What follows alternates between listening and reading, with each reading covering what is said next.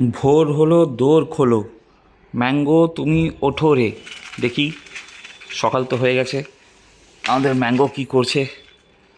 ও, mango পুরো নিজের বাসার মধ্যে লুকিয়ে লুকিয়ে আছে। সকাল হয়ে গেছে। ম্যাঙ্গো, কি হয়েছে? উঠে পড়ো। ও, ঘুম থেকে তুমি উঠে গেছো? আচ্ছা, এখনও তুমি ভয় পাচ্ছ?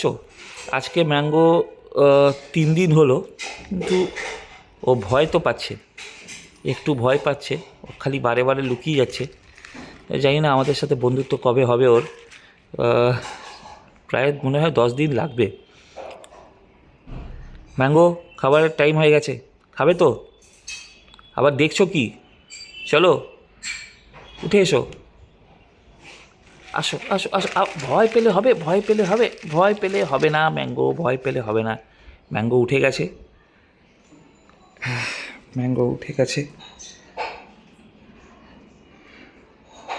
ম্যাঙ্গোর ভাবছি যে আমি কীভাবে নিচে নামবো, দেখি নিচে নামবে কি না।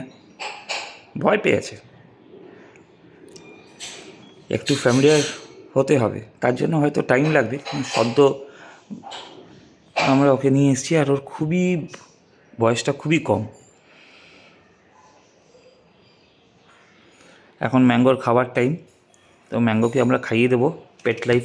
এই ম্যাঙ্গো পড়ে গেল, ম্যাঙ্গো পড়ে গেছে। একটু কি বেড়েছে? মনে হয় না কিছু, এখনও সেরকম কিছু গ্রোথ এসছে। যা ছিল তাই আছে।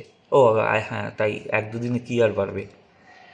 তো চলো ম্যাঙ্গো, তোমাকে খাইয়ে দিই আমি, তোমার খাবার রেডি। তুমি আর চট করে, আমরা তোমাকে খাইয়ে দিচ্ছি।